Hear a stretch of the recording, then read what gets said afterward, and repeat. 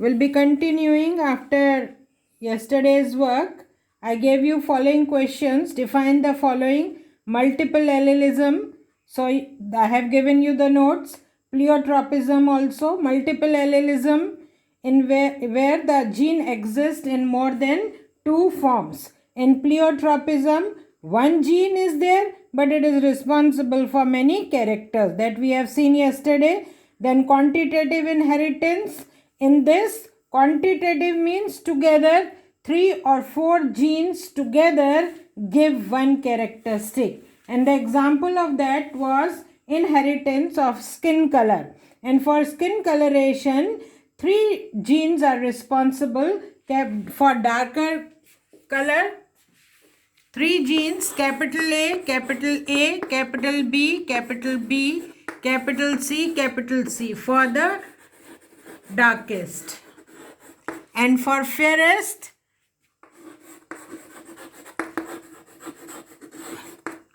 small b, small b, small a, small a, small c, means 3 genes are responsible to give one character, that is darkness.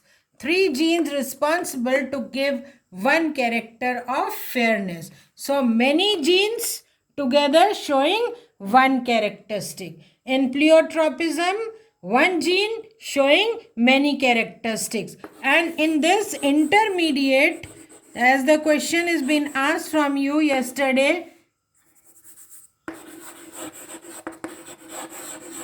intermediates will be capital A, capital B, small b, capital C, small c. This is the intermediate color.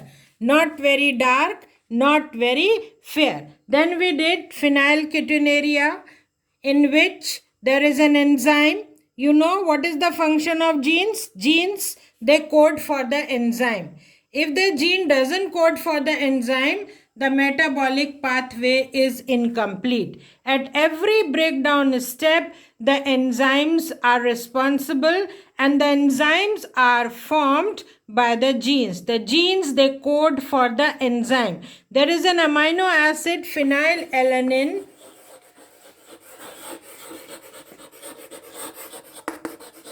that has to be converted to tyrosine. And tyrosine has to be converted to melanin. Now, phenylalanine is an amino acid.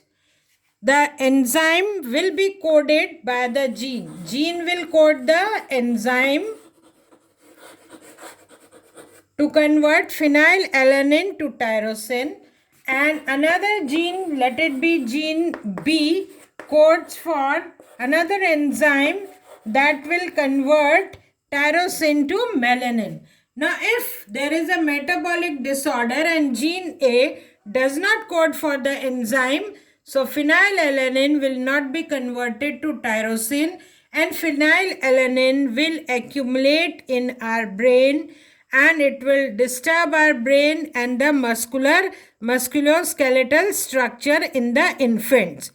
So now if this gene has coded for the enzyme, phenylalanine is converted to tyrosine, but gene B is defective, not coding for the enzyme, so tyrosine will not be converted to melanin, and there will be no skin pigmentation, and the person may become albino. That is total loss of pigment melanin. This is known as phenylketonuria.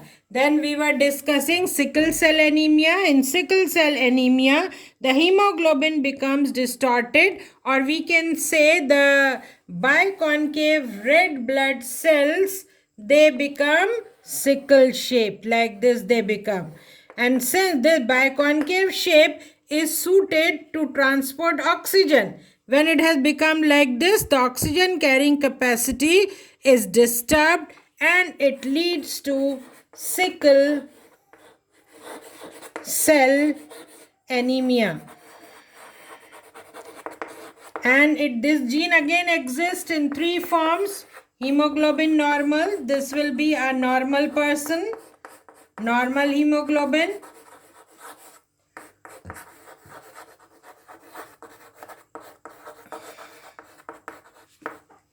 HBN, HBS, heterozygous condition, and HBS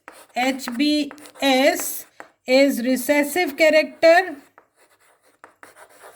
and the individual dies, cannot survive if the genetic constitution is like this.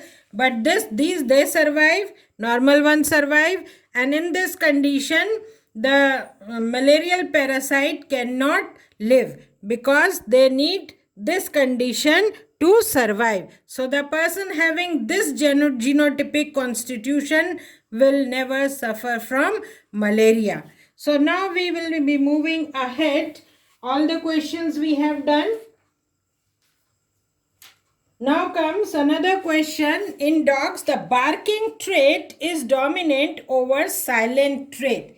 Dominant. Barking trait is dominant. So let us see the genetic constitution.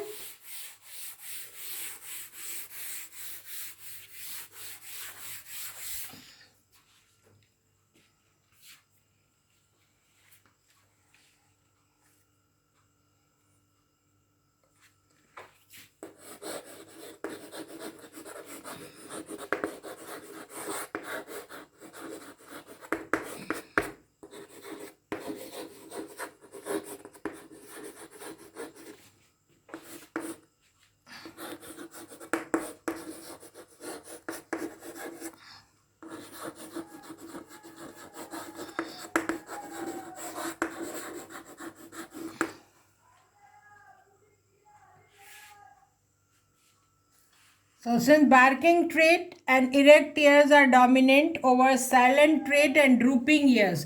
Drooping ears means when the ears they hang down. Erect means they stand straight. So this is the phenotype. What will be the genetic constitution? Phenotype of the parent. Then genetic constitution.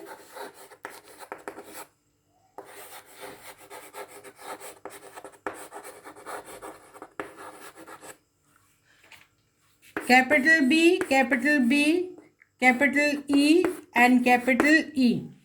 Silent and drooping ears, they are recessive. So small b, small b, small e, small e. And according to Mendel's first law, what will be the offsprings of F1 generation? Always heterozygous condition. Capital B, small b, capital E, small e. Barking and erect ears. All the offsprings will be barking and erect ears. Is it clear? Now further the question says, what is the expected phenotypic ratio of the offspring when the dog heterozygous for both the traits are crossed? So we can do capital B, small b, capital E, small e into capital B, small b, capital E, small e, as we have done in law of independent assortment. Now gametes, what will be the gametes formed? Capital B, capital E, capital B, small e, small b, capital E, small b, small e into capital B, capital E, capital B, small b, capital E, and small b, small e. I hope now you can do it very well. You have to make a Punnett square. The place is very small, 1, 2, 3, 4, and you will make it like this. Here you will write the gametes, and as we have done for round and yellow, wrinkled and green, you can find out, and at the end you have to tell me tomorrow what ratio is obtained. For example, if I write here capital B, capital E, capital B, small b, capital E, small b, small e. Same way here, like these are the male gametes and these are the female gametes. So you can do it yourself. Capital B, capital B, capital E, and immediately write here the trait barking and erect ears. Like this, you can do it. So the ratio will be 9:3:3:1. Is it clear, children? Now we come to pedigree analysis. And I'll be giving you the definition. What is pedigree? Pedigree is actually the family chart. When we can go into family history, it is a system to analyze the distribution and movement of trait in the family tree. Sometimes when any disease is inherited, the doctor wants to go into the family history. So that is the pedigree analysis. And by convention, hypothetical pedigree are shown in the following manners. You have done in 10th also. Circles represent females, squares represent the males. Solid symbol represents the trait under study.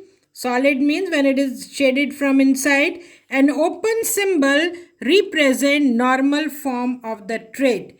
And the parents are joined by the horizontal line. Offsprings are connected to the horizontal line by a vertical line in order of their birth. So the example is given in your book, but it is little complicated. You go like this only and learn. So, and what is the importance of this pedigree analysis?